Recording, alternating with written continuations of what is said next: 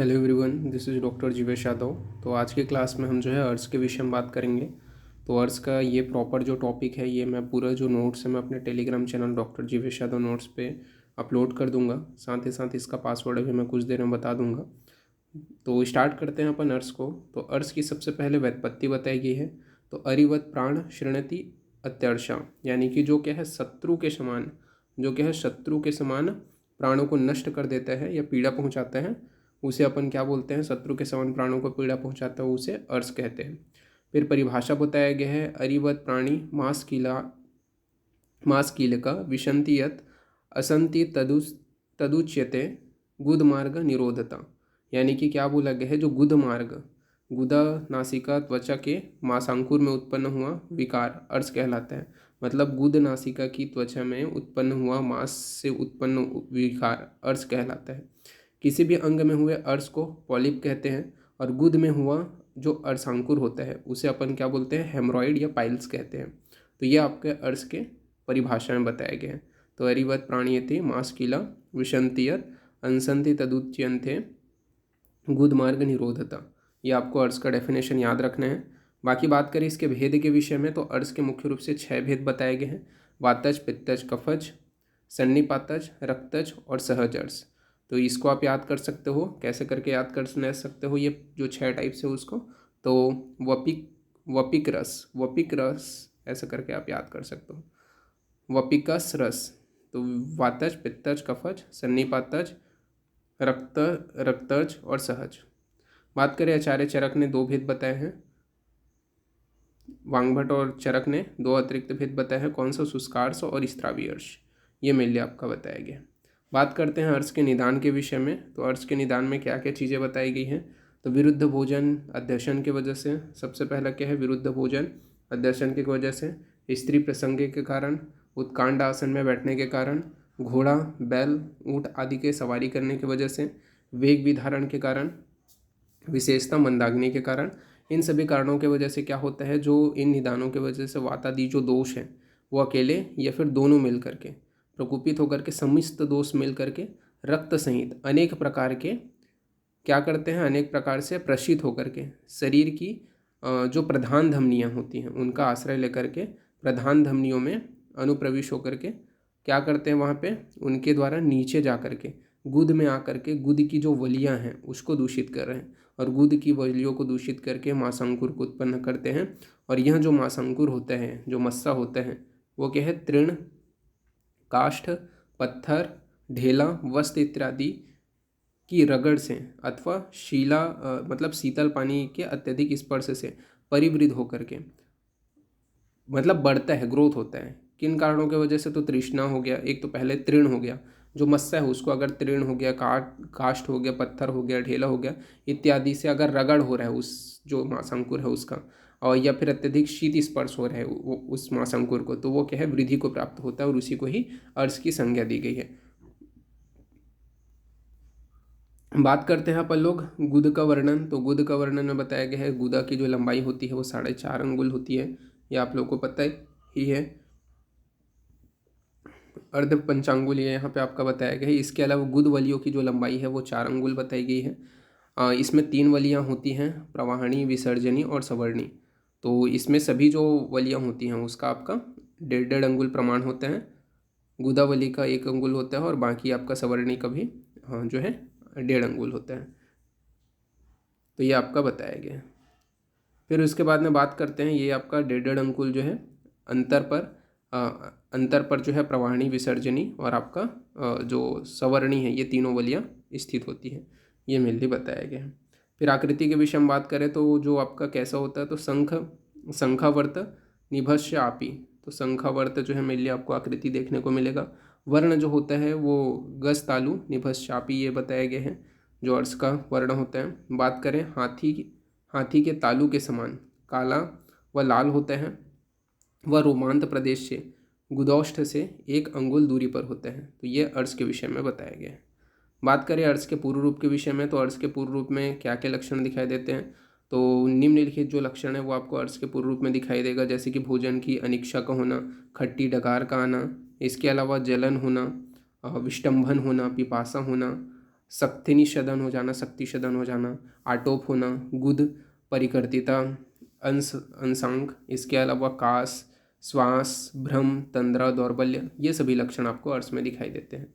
बात करें लक्षण के विषय में तो ये पूर्ण रूप में दिखाई देंगे। फिर लक्षण अपन प्रॉपर जो एक एक अर्श है उसके लक्षण देखते हैं। तो क्या क्या लक्षण दिखाई देगा, जैसे कि वातज अर्श है तो वातज अर्श में क्या दिखाई देगा, तो वायु की अधिकता की वजह से अर्श होते हैं। और यह कैसा होता है, तो यहाँ पे आपका बोला गया है कि परिशुष्क होते हैं, अरुण वर्ण का होते हैं, तथा विषम मध्यानि यानी कि जो है मध्य में विषम होते हैं, ये मेनली बताया गया है। फिर श्लोक का एक वर्डिंग है, आपको ये याद रखना है कि कदम्ब पुष्प तुंडी केरी नाड़ी मुकुल सूचीमुखी आकृतिनी, यानी कि यहाँ पे ये बोलने का अर्थ ये है कि यह जो है तुंडी, तुंडी मतलब क्या होता है, जो वन का पास है उसके फूल के सदृश दिखाई देते हैं वातज अर्श। इसके अलावा नाड़ी मुखी मतलब, नाड़ी मुकुल मतलब यानी कि जो नाड़ी है यानी कि नलियों के सदृश की वो पुष्प के समान जो है मुकुलता दिखाई देती है। वह क्या है, सूचीमुखी आकृतानी, यानी कि सूचीमुख के समान इसकी आकृति होती है। तो ये मेनली आपके वातज अर्श में बताए गए हैं, क्या क्या, कदम्ब पुष्प के समान, इसके अलावा तुंडी केरी यानी कि वन कपास के पुष्प के सदृश, नाड़ी यानी कि जो नलिका है उसके सदृश, की वो पुष्प के मुकुल के समान होते हैं, और सूचीमुख के समान होता है। ये मेनली आपका वातज अर्श में बताया गया है। इसके अलावा आपका जो श्लोक का अगला वर्डिंग है वो बोला गया है, जो आपको याद रखना है, कटि पृष्ठ पार्श्व मेढ्र गुदानी, मेढ्र गुदा नाभि प्रदेशु वेदना, यानी कि क्या होता है, जो गुल्म है, गुल्म अष्ठीला प्लीहोदराणी रोग उत्पन्न हो, मतलब ये बोला गया है कि कटि पृष्ठ कहाँ कहाँ पे वेदना हो रहा है, तो कटि पृष्ठ पार्श्व गुद नाभि इन प्रदेश में वेदना होते हैं। इसके अलावा जो है गुल्म अष्ठीला का निर्माण होता है, प्लीहोदर रोग की उत्पत्ति होती है, और यहाँ पे यह जो होता है मेनली त्वचा, मुख, नख, नेत्र तथा दंत मुख व मूत्र और मल, ये जो है काले हो जाते हैं। तो वातज अर्श में क्या होता है, त्वचा, मुख, नख, नेत्र, दंत, मुख, इसके अलावा आपका जो मूत्र है और मल है ये क्या है, काले हो जाते हैं।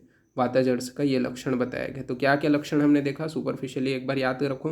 कदम्ब पुष्प के समान दिखाई देते हैं, वन कपास यानी कि तुंडी जो है वन कपास के फूल के सदृश होते हैं। जो नलिका होती है वो कैसा होता है, तो नलिका के सदृश जो है क्यों पुष्प के जो है समान दिखाई देते हैं। कहाँ पे वेदना होता है, तो कटि पृष्ठ का पार्श्व, मेढ्र और गुदा तथा नाभि प्रदेश में वेदना होते हैं। और सॉरी, इसके अलावा जो है त्वचा, मुख, नख, नेत्र, दंत तथा मुख व मूत्र, इनसे जो है मेनली जो मल निकलता है वो काला वर्ण का होता है।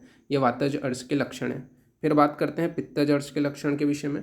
तो पित्तज अर्श में क्या क्या लक्षण आपको देखने को मिलता है, तो पित्तज अर्श में निम्नलिखित लक्षण दिखाई देंगे, जैसे कि अग्रभाग जो है नीला, पतले तथा ये बोल सकते हैं कि पतला होगा, फेनील होगा तथा कुछ पीले वर्ण का युक्त होता है, क्योंकि पित्तज अर्श है।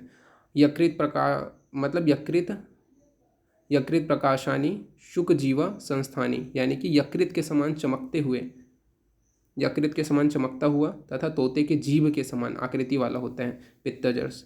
तो यकृत प्रकाशानी यानी कि यकृत के समान चमकता हुआ तथा सुक जीवा, सुक मतलब क्या होता है, सुक किसको बोलते हैं, तोते को बोलते हैं। तो तोते के जीवा के समान आकृति वाला होता है पित्तज अर्श। यव मध्यानि यानी कि बीच में यव के सदृश मोटा होता है। जो आपका यव मध्यानि मतलब पित्तज अर्श बीच में यव के सदृश मोटा होते हैं। जलौका वक्त्र सदृशानी यानी कि जलौका के मुख के समान स्वरूप वाला होता है। इसके अलावा क्लेद युक्त होता है, यानी कि स्त्राव युक्त होते हैं। वह नख, त्वचा, नेत्र, दंत, मुख, इनके जो मल होते हैं वो पीले वर्ण के होते हैं, जबकि आपका कफज अर्श में वातज अर्श में क्या था, तो काले वर्ण के थे। तो क्या क्या प्रमुख लक्षण है पित्तज अर्श में, तो पित्तज अर्श में सबसे पहले अग्रभाग नीला, पतला और फेनील युक्त तथा कुछ पीला होगा। यकृत के समान चमकता हुआ तथा तोते के जीवा के समान बताया गया, यानी कि यकृत प्रकाशानी सुखजीवा संस्थानी। इसके अलावा यव मध्यानि यानी कि बीच में यव के सदृश मोटा होते हैं। जलौका वस्त्र सदृशानी यानी कि जलौका के मुख के समान स्वरूप वाला होते हैं, क्लेद युक्त होते हैं तथा नख, त्वचा, नेत्र व दंत के जो मल होते हैं वो पीले वर्ण के होते हैं। फिर आगे बढ़ते हैं तो श्लेष्मज अर्श के विषय में बात करते हैं। तो श्लेष्मज अर्श में क्या बताया गया है, तो श्लेष्मज अर्श के प्रमुख लक्षण के विषय में वहाँ पे अपन बात करें तो यहाँ पे आपका बताया गया है कि श्वेत होता है महामूलनी स्थिरीकार मतलब स्थिराणी वृतानी स्निग्ध स्वरूप का होता है। मतलब ये बोला गया श्वेत होगा, महामूल वाला होगा, स्थिर होगा, वृंत आकार का होगा, स्निग्ध मतलब चिकना स्वरूप वाला होता है। ये क्या है, श्लेष्मजर्स के लक्षण है। इसके अलावा आपका अगर बात करें तो पांडुनी करीपन संस्थानी गो स्तना कारणी, यानी कि वर्ण में पांडु वर्ण का होता है, करीर फल और कटहल की गुठली एवं द्राक्षा के स्वरूप वाला होता है। तो करीर फल, कटहल की गुठली एवं द्राक्षा के स्वरूप वाला होते हैं।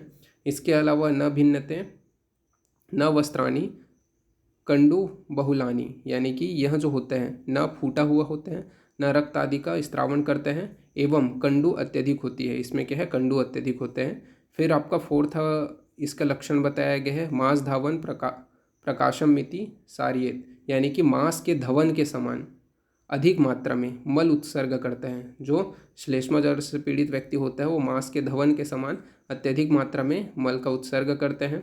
अर्श के कारण शरीर में शोथ होगा, शीतल ज्वर होगा, अरुचि होगा, इसके अलावा मंदाग्नि की उपस्थिति होगा, शरीर में भारीपन होगा, और ये जो उपद्रव है वो मेले उत्पन्न हो जाते हैं। तथा श्लेष्मज्वर जो होता है उसमें त्वचा, मुख, नेत्र के जो नेत्र हो गया, इनके जो मूल मल होते हैं मेनली वो क्या है, मूत्र वगैरह के जो मल होते हैं वो श्वेत वर्ण के दिखाई देते हैं।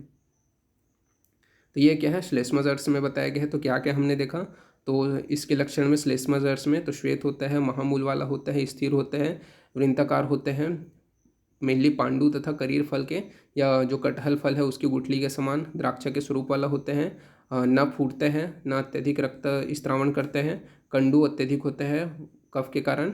इसके अलावा कैसा स्त्राव होते हैं, तो मांस के धावन समान अत्यधिक मात्रा में उत्सर्ग करते हैं मल को, और जो अर्श होता है उसके कारण शोथ, शीतल ज्वर, अरुचि, मंदाग्नि तथा शरीर में भारीपन ये उपद्रव उत्पन्न होते हैं।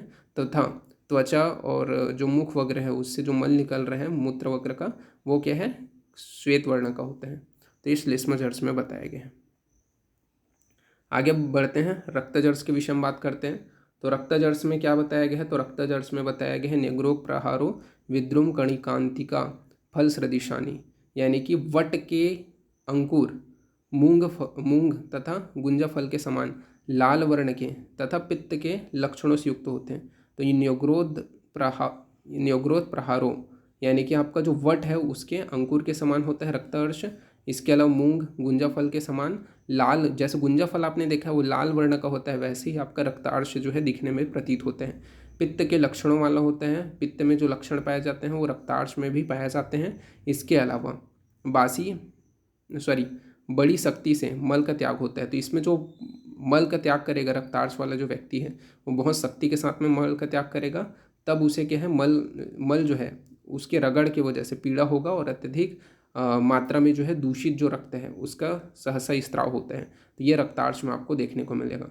क्या क्या हमने देखा, तो न्यग्रोध प्रारोह विद्रुम कणिकांतिका फल सदृशानी, यानी कि वट, अंकुर, मूंग व गुंजा फल के समान लाल वर्ण का।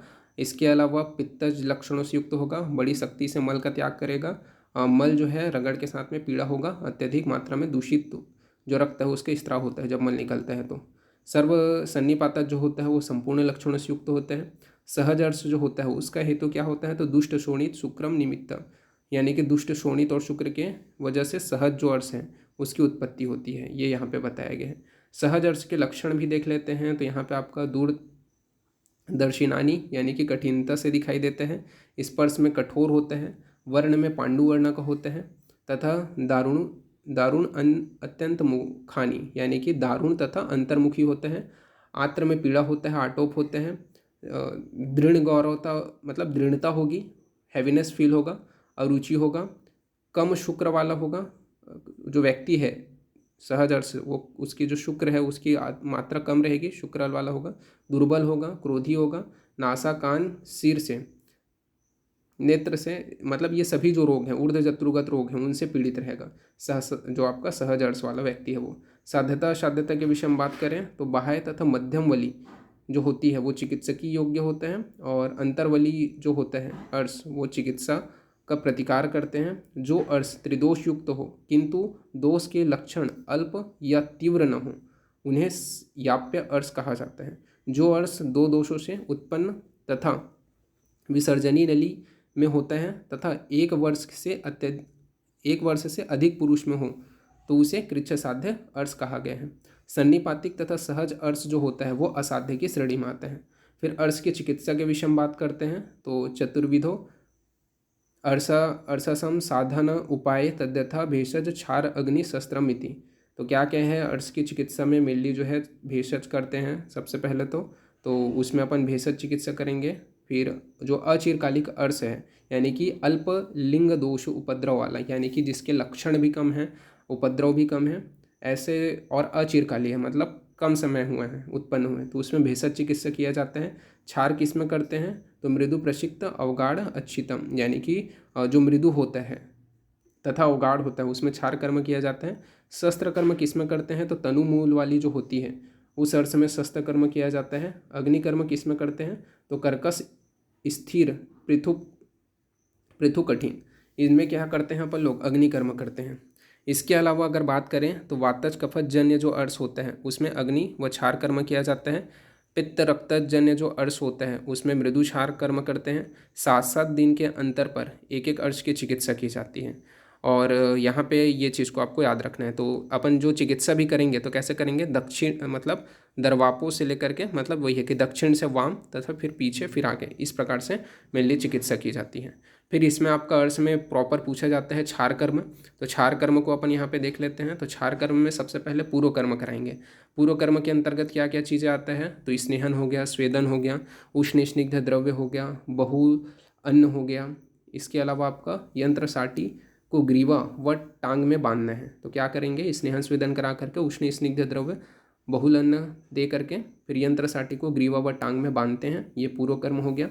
प्रधान कर्म में क्या करते हैं तो यंत्र प्रविष्ट होने पर यंत्र को प्रविष्ट कराते हैं। फिर अर्श को देख करके, अब यंत्र को अपन लोगों ने क्या है प्रविष्ट करा लिया, यंत्र को प्रविष्ट कराने के बाद अर्श को देख करके सलाका से दबाते हैं, सलाका से दबाते हैं। फिर पिच्चू से साफ करके छाल लगाते हैं। कितना बार लगाते हैं तो 10 मात्रा तक जो है प्रतीक्षा करते हैं। छाल लगा करके अपन क्या करेंगे प्रधान कर्म में 10 मात्रा तक प्रतीक्षा करेंगे, यानी कि यंत्र को प्रविष्ट हो कराएंगे, फिर अर्श को देख करके सलाका से दबाते हैं, फिर पिच्चू को साफ करके छाल लगाते हैं, फिर 10 मात्रा तक परीक्षा करेंगे।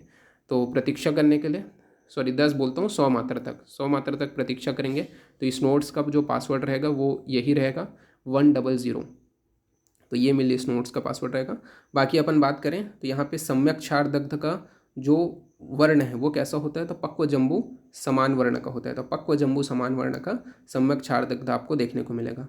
पश्चात कर्म के विषय में बात करें तो यंत्र निकाल करके रोगी को गर्म जल में बिठाना है। तो पश्चात कर्म में क्या करेंगे, जो यंत्र है उसको निकाल करके रोगी को अपने को गर्म जल में बैठाना है अर्श की चिकित्सा में। फिर दोष अनुसार बात करें तो दोष अनुसार चिकित्सा में वातज जो आपका अर्श है उसमें स्नेहन स्वेदन वमन विरेचन स्थापन वस्ती का प्रयोग करेंगे। इसके अलावा अगर पित्तज अर्श है तो उसमें अपन विरेचन कराएंगे। कफज जो अर्श है उसमें अपन श्रृंगवेर हो गया, कुलत्थ हो गया, इनका प्रयोग करेंगे। रक्तज जो अर्श है उसमें संसमन चिकित्सा कराएंगे। औसत साध्य अर्श की चिकित्सा के विषय में बात करें तो गूढ़ हरितिकी इनका प्रयोग करना है। और क्या क्या प्रयोग कर सकते हैं अर्श की चिकित्सा में तो गोमूत्र सिद्ध हरितिकी का प्रयोग कर सकते हैं। तक्र हो गया, तक्रकल्प हो गया, उसका प्रयोग कर सकते हैं। हिंगवादी चूर्ण का प्रयोग कर सकते हैं। द्विपंचमूली योग का प्रयोग कर सकते हैं। सर्व अर्शनाशक जो आपका कूटज है, भल्लातक है, इनका प्रयोग कर सकते हैं। पथ्य में साले साठी, जौ, गेहूँ, घी, परवल, मटर, इनका प्रयोग कर सकते हैं। वो अपथ्य में जो वेग अवरोध है, स्त्री प्रसंग है, पक्षाघात है, ये मेनली बताया गया है। फिर बात करते हैं इसका मॉडर्न कोरिलेशन पाइल्स से यानी कि हेमरॉइड से किया जाता है, उसको अपन बाद में देखेंगे। तो यहाँ पे अपन लोगों ने मैंने पासवर्ड भी बता दिए हैं इस नोट्स का, सारी चीज़ें अपन लोगों ने देख लिया। अब नेक्स्ट लेक्चर में इसके आगे अपन देखेंगे। ओके ठीक है, तो फिर थैंक यू क्लास।